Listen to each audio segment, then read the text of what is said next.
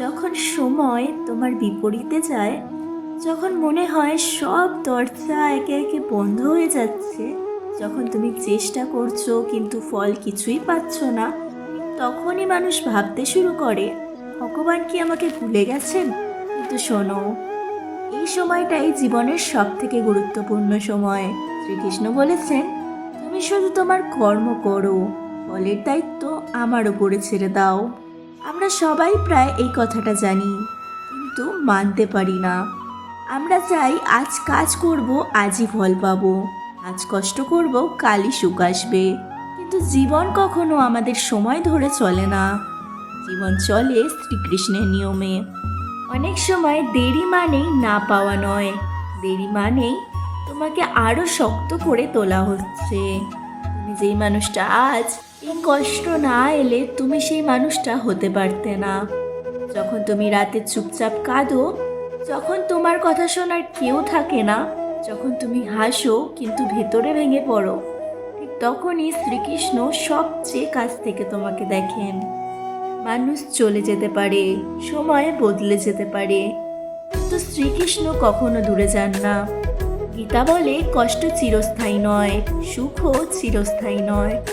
যা চিরস্থায়ী তা হলো তোমার শেখা শিক্ষা। অনেকেই বলে, আমি তো ভালোই কাজ করি, তাহলে আমার সাথে খারাপ কেন হয়?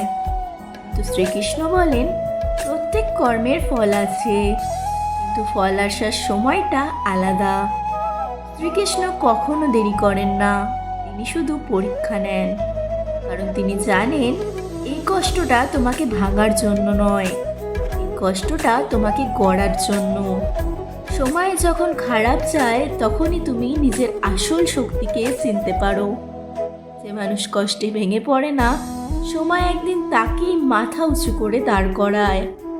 আজ তুমি যে যন্ত্রণার ভেতর দিয়ে যাচ্ছ, আগামীকাল সেটাই তোমার গল্প হবে। আজ মানুষ তোমাকে বুঝছে না, কাল তারাই তোমার উদাহরণ দেবে। বিশ্বাস মানে অন্ধবিশ্বাস নয়, বিশ্বাস মানে ভেঙে পড়েও সামনে এগিয়ে যাওয়া। বিশ্বাস মানে চুপচাপ নিজের কর্ম করে যাওয়া।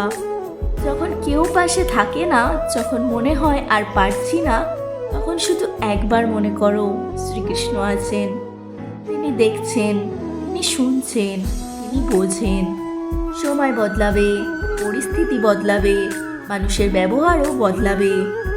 আর একদিন তুমি বুঝবে, এই অপেক্ষাটাই দরকার ছিল, এই কষ্টটাই দরকার ছিল, এই নীরব যুদ্ধটাই তোমাকে মানুষ করেছে।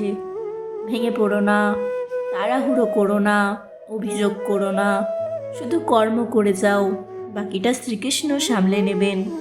হরে কৃষ্ণ।